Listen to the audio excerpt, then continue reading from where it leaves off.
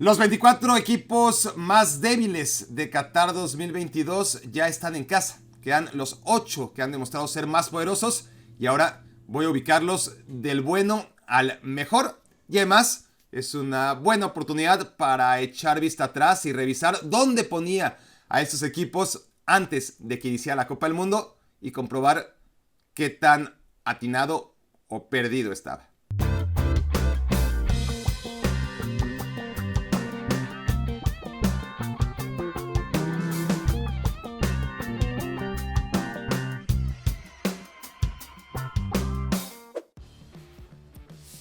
Y no vi llegar por ningún lado al caballo negro de Qatar 2022.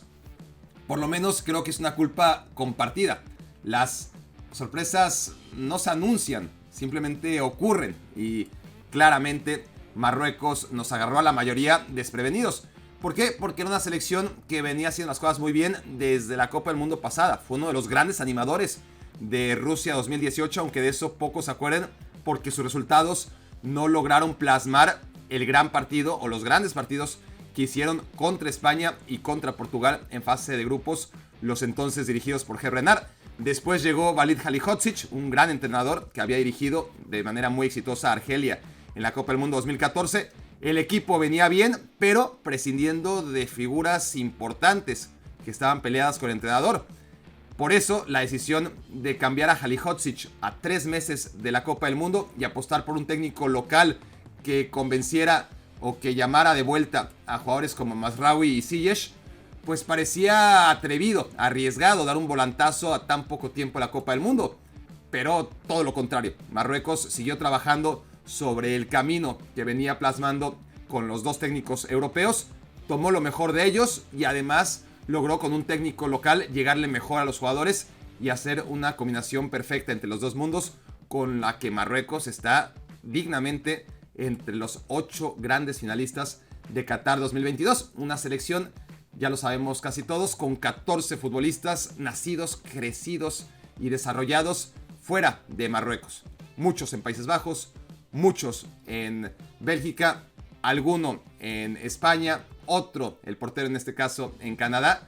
Y al final es una amalgama de futbolistas, todos marroquíes, todos hijos de inmigrantes marroquíes, muy pocos nacidos en Marruecos, pero que están siendo un equipo sumamente disciplinado, un equipo que sabe perfectamente lo que necesita su entrenador de ellos, sacrificado y además con talento para ejecutar cuando tiene la pelota. Podemos hablar de individualidades porque merece la pena mencionar a Amrabat en el medio campo, a Achraf Hakimi, que lo conocemos todos como lateral derecho, Mazraoui como lateral izquierdo, En-Nesyri, que no tiene demasiadas oportunidades y tampoco es el mejor delantero del planeta, pero que complementa bien a este equipo que tiene a Saiz, a Guerd, a dos centrales zurdos de calidad y a un portero muy confiable y además que está inspirado a la hora de parar penales como Bono.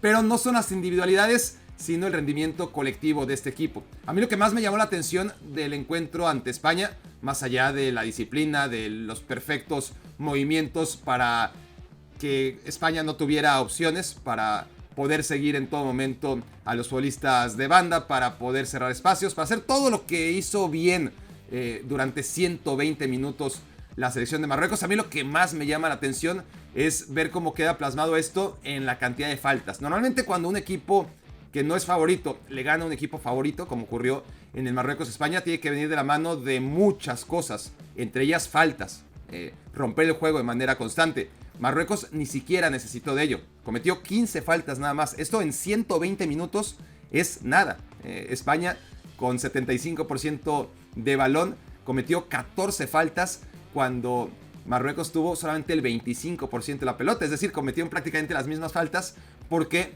Marruecos al contragolpe generó muchísimo daño. Entonces es un equipo no solamente que defiende bien, que está muy bien organizado, sino que además es un cuadro que no comete faltas y eso es sumamente importante para no dar oportunidades a balón parado, para no hacerse amonestar, para no irse debilitando poco a poco en partidos tan largos. Por eso Marruecos, aunque parte como el equipo número 8 porque es el lugar que le toca, lo normal sí sería que perdiera contra Portugal, pero lo normal era que no pasara de su grupo, mucho menos que lo hiciera en primer lugar. Lo normal era que no lograra vencer a España. Entonces, lo extraordinario sería que pase lo normal, ¿no? En el caso de Marruecos, pero me parece a mí que ya es hora, por el desgaste, por la calidad que viene mostrando Portugal, que por una vez en el camino de Marruecos ocurra lo extraordinario. Y lo extraordinario sería que por una vez a Marruecos le pasará lo que le tiene que pasar, ¿no? Quedar eliminado tarde o temprano de esta Copa del Mundo. Y en el grupo de Marruecos estaba Croacia. Croacia, que aquí sí no tengo perdón por no haberla incluido en el análisis previo de las 12 selecciones candidatas a hacer algo en la Copa del Mundo. Una cosa es no incluir a Marruecos, que pasó desapercibido por la mayoría la posibilidad de que pudiesen convertirse en el caballo negro, pero otra cosa es no darle por lo menos el beneficio de la duda o un mínimo de respeto a una selección que fue subcampeona en la Copa del Mundo pasada. Así que mi error fue ignorar a la selección croata. Es verdad que pudo quedar fuera en la fase de grupos, que debió quedar fuera en la fase de grupos. Si recordamos ese último partido contra Bélgica, en donde Marruecos ya estaba clasificado y en primer lugar, y donde entre Croacia y Bélgica, que a priori eran las favoritas de este grupo, se tenían que definir quién iba a acompañar a Marruecos a octavos de final.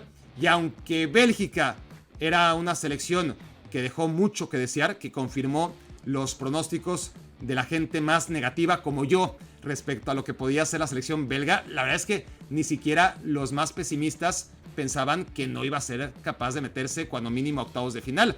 Y con Croacia un poco lo mismo. Es decir, yo era muy escéptico con la selección croata, pero sí que pensaba que podía meterse a octavos de final y que después en el cruce, decía yo, contra Alemania o contra España, ya no iba a seguir avanzando. Evidentemente, Croacia logra superar a Bélgica en ese último partido. No olvidemos que Romelu Lukaku tiene 5 ocasiones de gol muy claras en el segundo tiempo de aquel partido, pero Croacia sobrevive, se mete en octavos de final y lejos de esas torpes proyecciones que imaginaban a Croacia enfrentándose y perdiendo con Alemania o con España, al que le toca enfrentar es a Japón. Y hace lo que mejor hace Croacia, que es adaptarse a las circunstancias y a los rivales que va teniendo cada partido en Copa del Mundo. Y a Japón no le permite hacer lo que le funcionó y muy bien contra España y contra Alemania. Una Japón histórica que tuvo 2 victorias que van a pasar a los libros dorados de sus memorias futbolísticas. Japón ahora suena a poco, pero había que ganarle a una selección que a su vez le había ganado a España y a Alemania, que nadie le había regalado nada.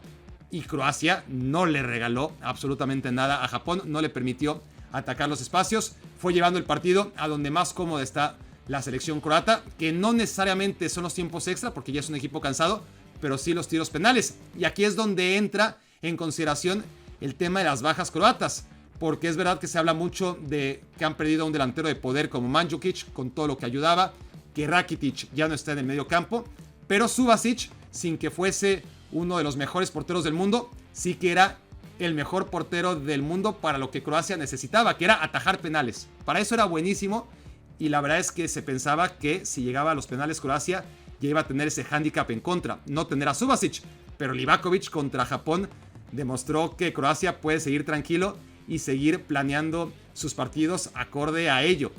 Cualquiera afirmaría que Croacia se fuese a los penales contra Brasil, va a ser muy difícil. Es un equipo que se ha renovado en ciertas posiciones, como en el lateral izquierdo con Borna Sosa. Ya hablé de la portería, de la mitad del equipo que llegó a la final de Rusia 2018. La mitad sigue ahí, y si ya era veterana, pues ahora es 4 años y medio más veterana y más cansada. Pero la otra mitad también es un equipo rejuvenecido, con Guardiol, por ejemplo, en el eje de la saga y convertido ya en uno de los centrales más prometedores de Europa. Es un equipo que sigue dependiendo muchísimo de su medio campo, y su medio campo está cansado. Brozovic, que estuvo lesionado y se perdió muchísimos partidos con el Inter antes de esta Copa del Mundo. La verdad es que no ha parecido que Brozovic está fuera de ritmo, todo lo contrario. Modric, que ya no es un jugador para jugar 90 minutos, mucho menos 120 minutos, y menos aún cada 4 días. La verdad es que ha sido para enmarcar lo que ha rendido todavía Luka Modric a su edad. Y Kovacic, que es el más joven de todos, pues se ve tan cansado como el resto, lo que habla muy bien de Modric y Brozovic, pero no tan bien del estado de forma que atraviesa Kovacic. Por lo demás, destacar lo de Perisic, es increíble, ¿no? Ese sí no tiene edad, sigue jugando como en sus mejores momentos, desequilibrante, completo, por la banda, por dentro, con remates de derecha, de izquierda, de cabeza. Fundamental el tema de Perisic, que pasan los años y sigue siendo como el que menos atención genera dentro de una selección croata, que evidentemente tiene siempre en el foco de atención a Luka Modric, pero lo de Ivan Perisic es para destacarse. ¿Le va a alcanzar a Croacia para vencer a Brasil? No, seguramente no, pero ha cumplido y ha cumplido mucho mejor de lo que yo esperaba. En el puesto número 6, la selección de los Países Bajos, que sube 2 peldaños respecto al puesto original en el video del Power Ranking previo a esta Copa del Mundo. ¿Mejoró o fue un poco mejor de lo que yo esperaba? Sí, ha sido fría, calculadora, pero efectiva. En realidad no me ha dejado a mí la sensación de ser el mejor equipo en ninguno de los partidos que ha jugado. Bueno, contra Qatar sí, pero ese no cuenta. Ha sido muy malo, deplorable el nivel del anfitrión. Es verdad que contra Estados Unidos acabó siendo el mejor e hizo su mejor partido, pero al menos después del primer tiempo el tema era que fue implacable en los momentos en que debió serlo, y eso está muy bien, pero es verdad que contó con un Noppert en mano a mano 0-0 contra Pulisic, que cuando en el primer tiempo parecía Estados Unidos que aún perdiendo 1-0 era el mejor equipo en la cancha, cayó el 2-0 justo antes del descanso y después Países Bajos supo explotar perfectamente la inocencia tanto táctica como a nivel individual del equipo estadounidense y solventó bien al final esa eliminatoria de octavos de final, pero no sin aprietos, y se la ha pasado de aprieto en aprieto desde el primer partido contra Senegal, pero ha logrado encontrar la salida. Lo hizo en esos últimos 5 minutos del primer partido, gracias sobre todo a las fallas del portero rival Edouard Mendy. Su peor encuentro lo tuvo contra Ecuador y aún así, en el peor de sus partidos, cumplió su objetivo, que era empatar para tener ese primer lugar de grupo prácticamente asegurado antes de enfrentar a Qatar, a la que había que ganarle, y no tuvo problema para hacerlo. Pero ciertamente ese partido contra Ecuador dejó muchísimas dudas porque fue muy superado el equipo de Louis van Gaal. Vamos a ver en contra de un equipo como Argentina. Ahora sí va a ser un sinodal como el que no ha enfrentado hasta ahora la selección de los Países Bajos. Una selección neerlandesa que ha contado con algunas figuras notables. Es decir, colectivamente el equipo se ha comportado bien, defensivamente muy ordenado, calculador, como digo, pero a final de cuentas ha sabido ser letal en los momentos en los que el partido se lo ha pedido. Y a nivel individual ha contado con un Cody Gakpo sensacional, que es una de las grandes revelaciones de esta Copa del Mundo, que ya se apuntaba que podía ser uno de los chicos a seguir por todo lo que venía haciendo desde hace ya mucho tiempo en la Eredivisie con el PSV, pero hacerlo en una Copa del Mundo ya es de gente grande y Cody Gakpo ha demostrado que ya es una super figura. Luego Denzel Dumfries, otra de los futbolistas revelación, si bien ya lo tenemos más que ubicado en el Inter de Milán, tampoco es que sea algo que no veíamos venir, pero sí que se convirtiera en la figura de la selección, eso ya es otro boleto. Y vaya que el carrilero por la banda derecha ha sido determinante en los partidos en los que ha jugado, sobre todo ante Estados Unidos, donde también estuvo muy bien, y ahí sí es mucho más sorprendente Daley Blind. Por lo demás, una defensa que hasta ahora no ha tenido muchos problemas, comandada por Virgil van Dijk, al lado de él Nathan Ake, además de Timber. Están en la banca de Ligt, que jugó de titular aquel partido sufrido contra Senegal y ya no lo vimos más, y de Frey, que no ha jugado ni un solo minuto. Así que esa es la defensa comandada por Van Dijk, con Timber y con Ake, con futbolistas jóvenes, por ahora sólidos, pero ya veremos conforme avance el evento y sobre todo cuando enfrenten a Argentina, si no es la última vez que vemos a Países Bajos, que además de esa solidez defensiva, tienen una garantía no solamente en Cody Gakpo y en Dumfries, sino una garantía por usar en el tema de Memphis Depay. Parece que está para fiarse de él. Hizo un buen partido, prácticamente una buena aparición tras lesión en contra de los Estados Unidos. Y Frenkie de Jong, que cumple, nada más cumple. Es un jugador cuya calidad invita desde fuera a pensar que debería asumir mayor liderazgo, galones, carácter, pero De Jong sigue siendo un futbolista tímido, que no aparece como solía hacerlo en un pasado ya cada vez más lejano en el Ajax. Con esto, el equipo de Louis van Gaal tiene para complicar la vida a Argentina, pero no creo que para llegar muy lejos.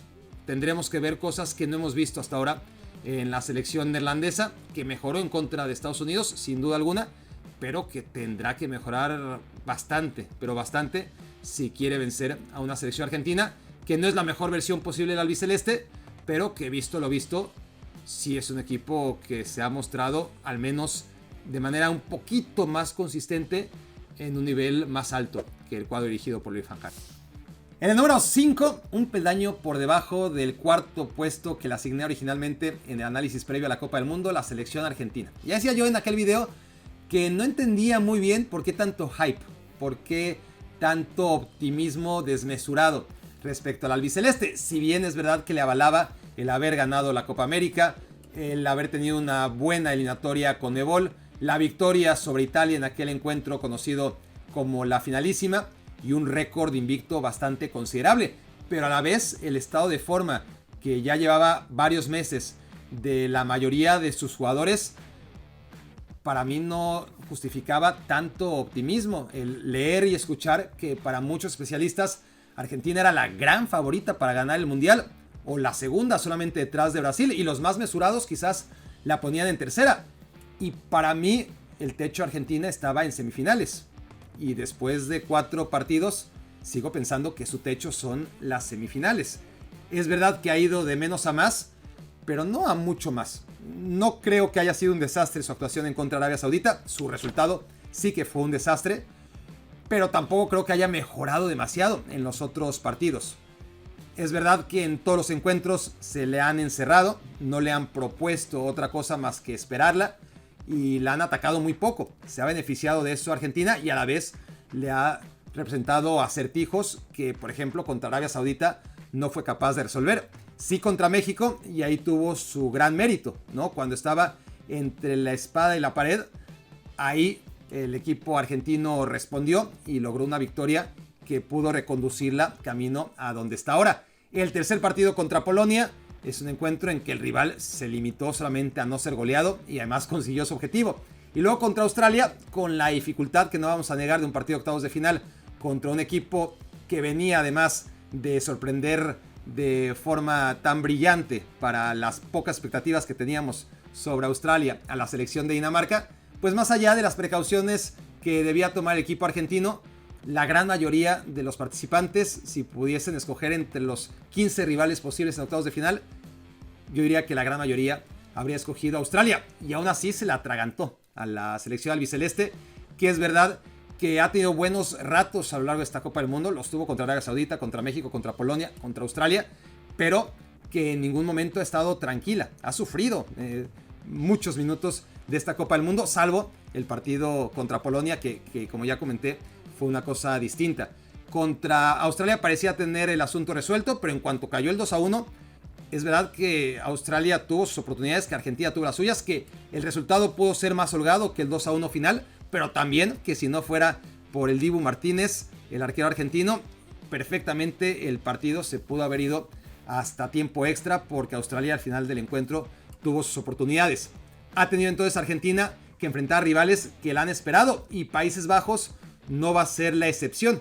Creo yo, como ya dije sobre Países Bajos, que Argentina está por encima, que Argentina debería avanzar a semifinales, pero claramente no va a ser fácil, porque una cosa es encontrar la manera de abrir candados de selecciones como las que ha enfrentado hasta ahora, y otra cosa es enfrentar a un cuadro que defiende bien como Países Bajos y que además tiene amenazas de mucho mayor peligro a los equipos que ha enfrentado hasta ahora Argentina. Una Argentina en la que hemos visto a un muy buen Lionel Messi. No puedo hablar de un gran Lionel Messi, creo que ese gran Lionel Messi en su propia escala ya no lo veremos nunca, ya fue, y desgraciadamente no acabó de aparecer en Copas del Mundo, pero esta versión de Lionel Messi, aún quedando pequeña respecto a su propia escala, sigue siendo muy buena y sigue siendo salvadora, y ha aparecido en esta Copa del Mundo en momentos clave, más allá de haber también fallado un penal como suele hacerlo. Por lo demás, gran noticia la de Julián Álvarez, aprovechando una muy mala noticia, que es el muy mal estado de forma de Lautaro Martínez, porque Argentina, desde mi punto de vista, tenía 3 certezas entre muchas dudas en esta Copa del Mundo. Ángel Di María, Lionel Messi, aunque no estén en el mejor momento de sus carreras, aunque ese ya haya pasado, siguen siendo jugadores ultra determinantes. Y el tercero, Lautaro Martínez, y él sí, él no solamente es un jugador ultra determinante, sino que además atravesaba a priori el mejor momento de su carrera, pero está en un bucle físico y sobre todo anímico en el que lo falla todo y ya no se puede contar ahora mismo con Lautaro Martínez. Se puede empezar a contar con Enzo Fernández, otra muy buena noticia en medio campo ante el muy mal nivel que además era predecible por parte de Paredes. Parece que Rodrigo de Paul empieza a recuperar cierto nivel, al menos lo que necesita de él la selección argentina. McAllister es una novedad que también era necesaria en el medio campo y la defensa se ha comportado bien. Ya veremos cómo lo hace ante un rival que va a ser de mayor jerarquía como Países Bajos. Número 4, la selección inglesa. 3 puestos por encima del lugar que le asigné antes de la Copa del Mundo. Si bien en el video del Power Ranking previo a que iniciara Qatar 2022 mencionaba yo que por potencial Inglaterra debería estar muy por arriba de ese 7º puesto. Y creo que este 4º lugar sí que va acorde con la capacidad que tienen los jugadores ingleses, sobre todo de medio campo para adelante. Otra cosa es que sea muy engañoso desde mi punto de vista el análisis estadístico de esta selección. Si nos vamos a las estadísticas, Inglaterra fue el mejor equipo de la fase de grupos. Si nos vamos a los goles anotados, esta Inglaterra es espectacular y dista mucho de serlo. No siempre el equipo más goleador es el más ofensivo. A veces simplemente es el que mejor contragolpea, que no está mal, o es el más letal, el que no perdona, que tampoco está mal. Si logra mantener ese nivel de puntería, Inglaterra va a ser muy peligroso en contra de Francia, y si es capaz de eliminar a Francia, inmediatamente Inglaterra se convierte en un candidato a llegar a la final de la Copa del Mundo enfrente a quien enfrente. Pero para eso habrá que mantener esos niveles altísimos de calidad en el remate final.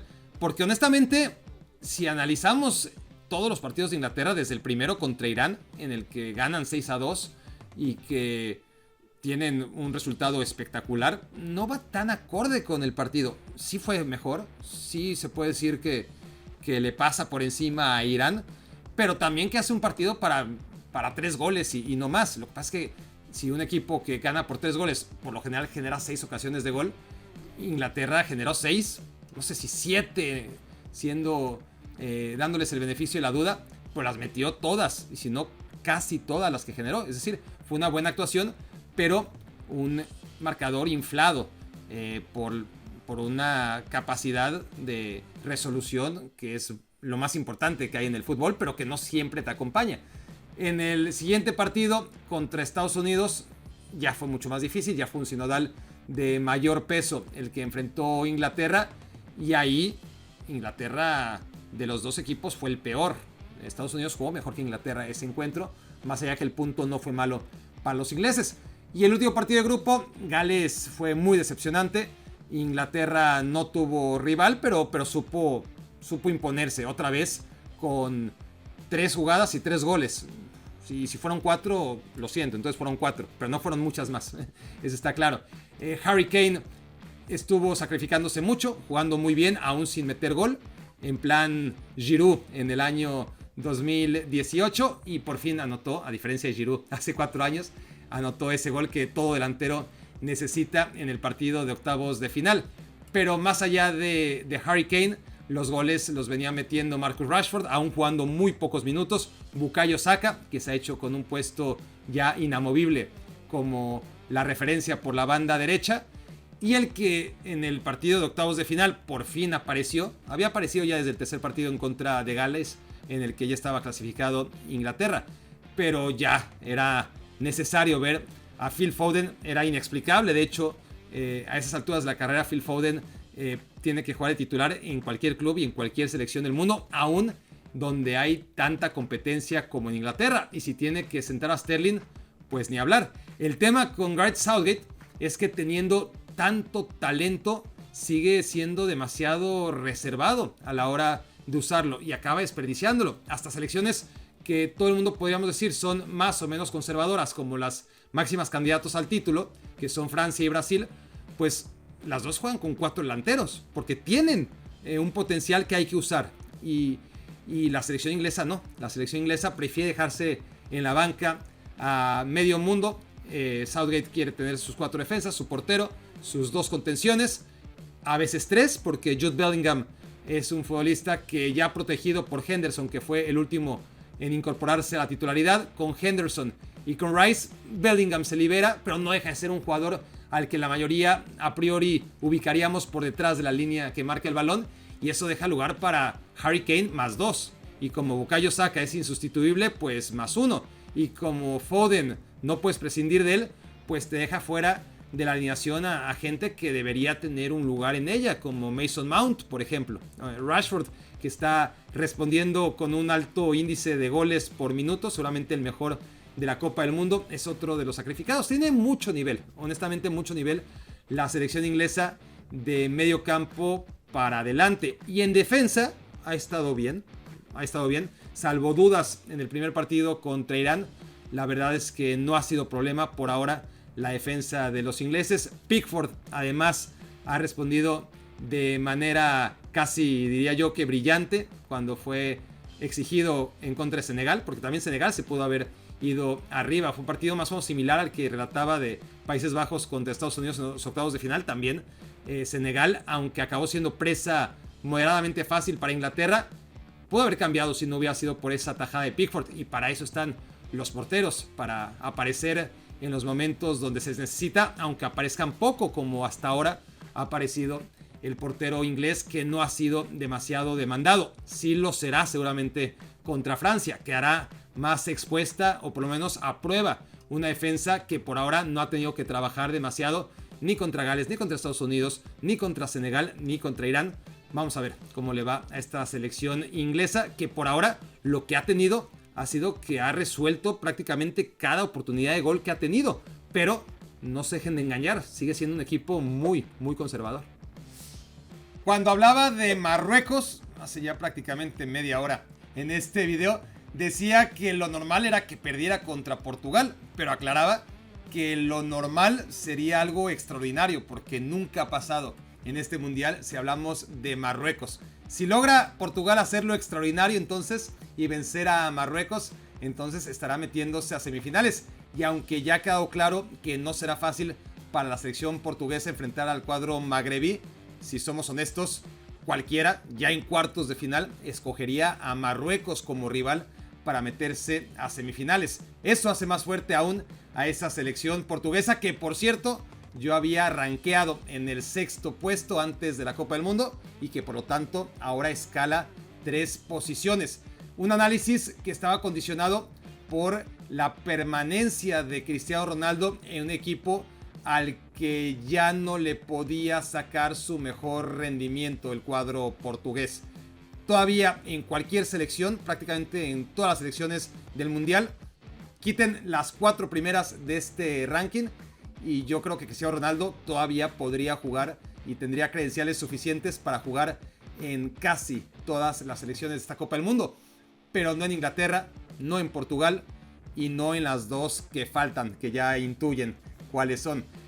Cristiano Ronaldo está para ser un plus, para ser un jugador válido que entre desde la banca y que pueda resolver en contextos de partidos, porque siempre será un goleador nato, pero resta fluidez, resta química, resta armonía en los movimientos de la selección portuguesa y le resta intensidad necesaria, y eso lo pudimos ver contra Suiza. Había que dar ese golpe de autoridad, era muy necesario que Fernando Santos, desde mi punto de vista, mandara a la banca a Cristiano Ronaldo, con todas las consecuencias positivas que esto iba a implicar a nivel de cancha. Y más allá de todo el ruido que se hace ahora mismo por la ausencia de Cristiano Ronaldo en aquel partido y lo bien que salió la apuesta, porque además Gonzalo Ramos, que fue su sustituto, metió 3 goles, fue la actuación ideal para el futbolista, que igual ya no vuelve a meter gol, tiene 22 años, igual ya han metido sus últimos goles en la Copa del Mundo, quién sabe, pero la apuesta contra Suiza fue perfecta, y además no debería ser solamente la apuesta para eliminar a un rival en octavos de final, sino que realmente tiene que ser un punto de inflexión en Portugal, una Portugal más libre en el factor estratégico, en el físico, en el anímico, sin Cristiano Ronaldo, que no esté tan pendiente de pasársela siempre al número 7, que vea otras opciones.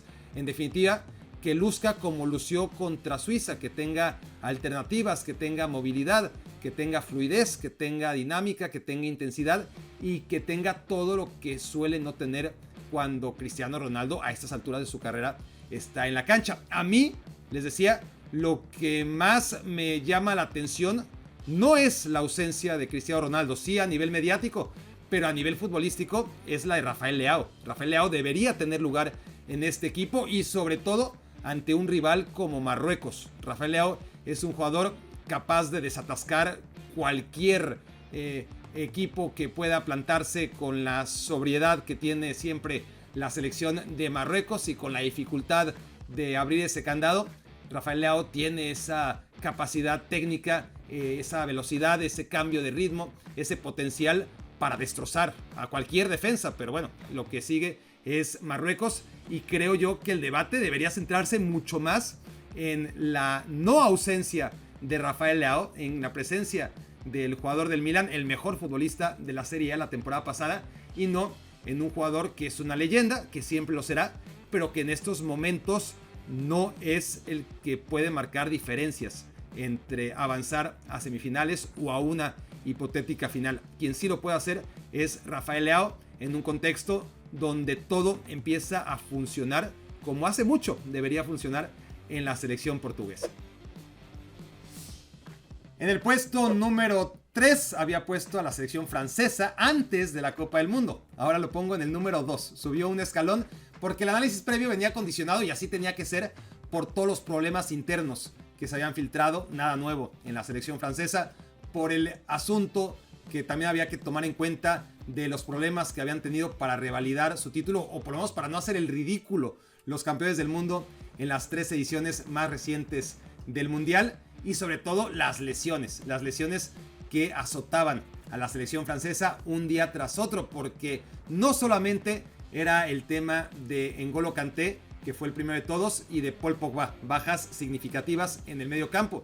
Eran de hecho los dos nombres más llamativos de entre todos los que se perdían la Copa del Mundo, en una lista que se iba actualizando día con día conforme se acercaba Qatar 2022, pero los nombres de Pogba y Kanté eran los que más peso tenían de las 32 selecciones.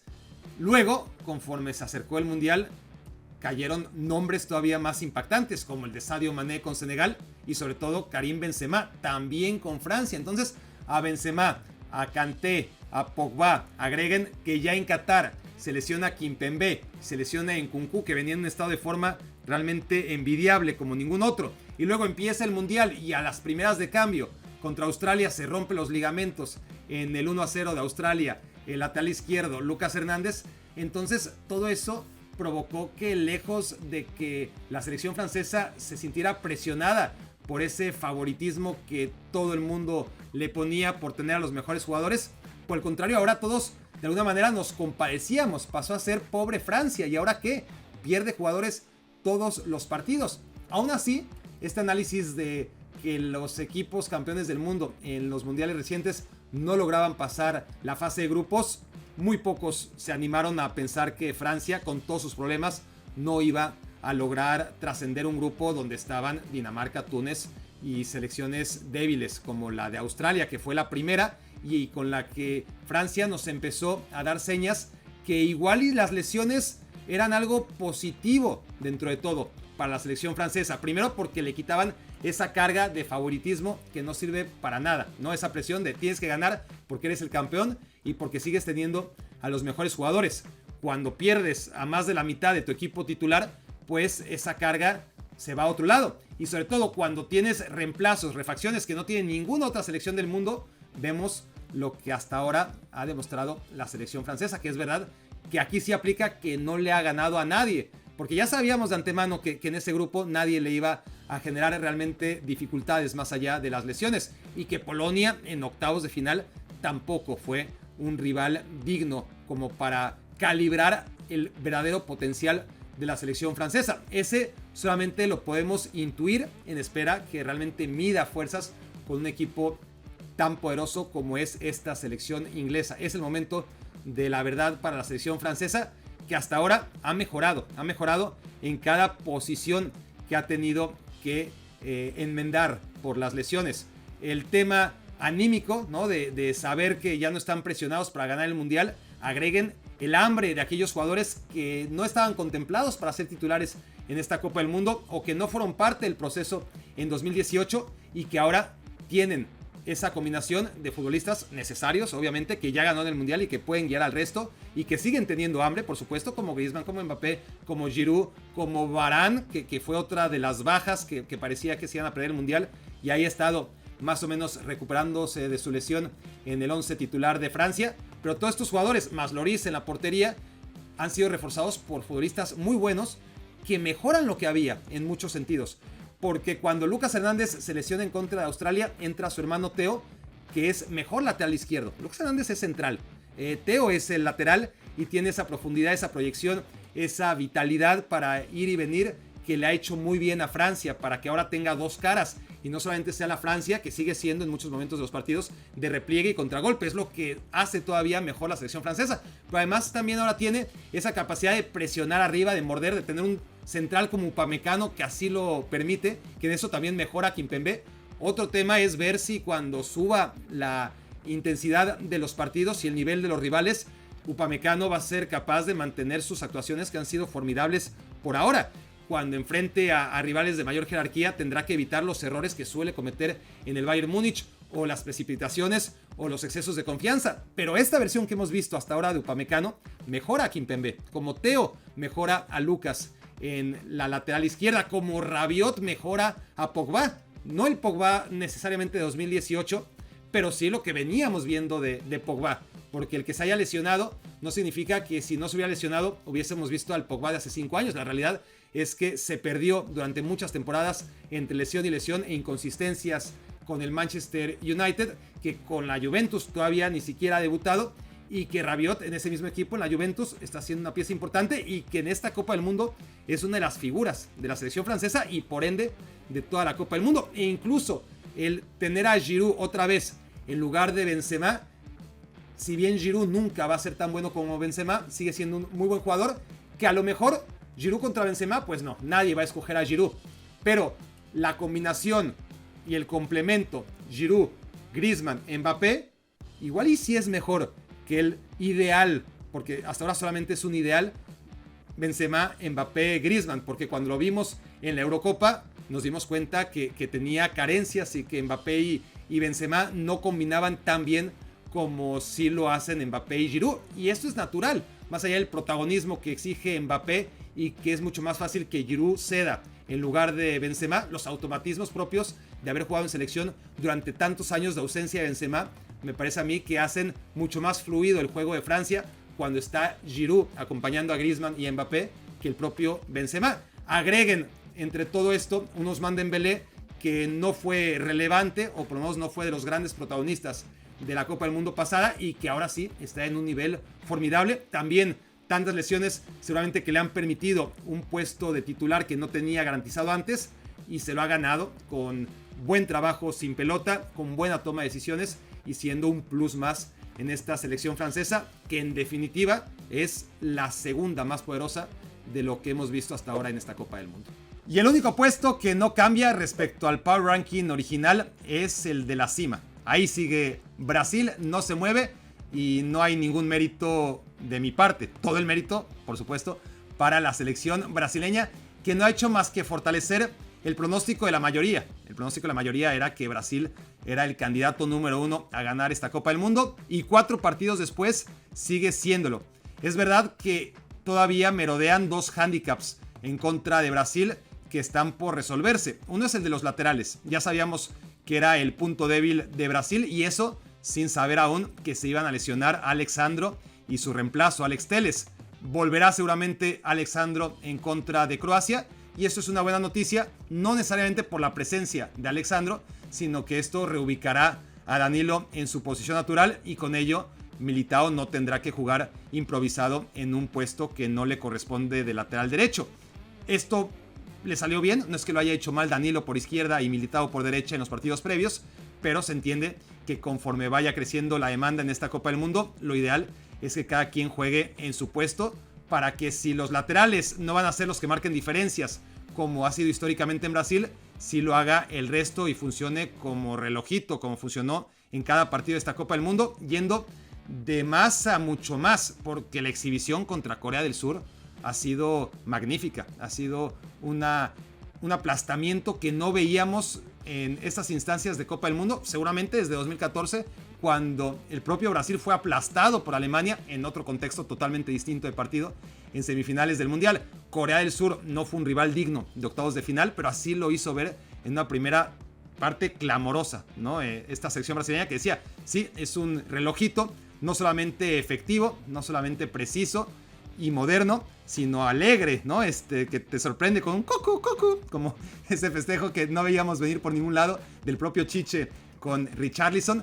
Y es verdad que toda esta euforia que podríamos juzgar como desmedida a estas alturas del Mundial podría venirse en contra de la selección brasileña, porque el otro tema, además del de los laterales al que me refería, era el de los rivales europeos a los que todavía no se ha enfrentado. Y cuando me refiero a rivales europeos, me refiero a rivales europeos de la primera categoría.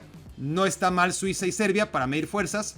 La selección de Brasil, no sin algún problema en el camino, solventó y muy bien, sobre todo en el segundo tiempo, los acertijos que le planteó la selección serbia. Contra Suiza le costó más trabajo hasta que llegó Casemiro, que está en un gran nivel, desatascando todas las dudas que podía generar su figura desde que se fue al Manchester United. Ha rendido fenomenal y apareció cuando más se le necesitaba con ese gol contra Suiza. Eso le permitió descansar a sus titulares en contra de Camerún y luego salir con todo, pero con todo, ante Corea del Sur sin piedad y con una exhibición que realmente llamó mucho la atención y que encumbra a Brasil como el gran favorito, pero habrá que verlo ahora sí contra rivales europeos de primer nivel. Y antes de ello, pues será Croacia, que está ahí, ¿no? Como ya dije, sin subestimarla, no como un equipo al nivel de la Bélgica con la que se enfrentó y con la que perdió Brasil hace 4 años, pero sí a un nivel en el que Brasil tendrá que ser mejor que lo que fue en partidos anteriores, como por ejemplo contra Suiza, donde no será suficiente, ¿no? Sobre todo para evitar el alargue, porque es muy importante ganar este partido primero, pero después evitar obviamente los penales, donde ya hablamos de Croacia, los tiempos extra también, porque no quiere desgastarse Brasil de cara a la hipotética semifinal. Y si es cierto que es un grave error, sobre todo en esta Copa del Mundo, en la que han pasado cosas totalmente contrarias a las que se podían predecir.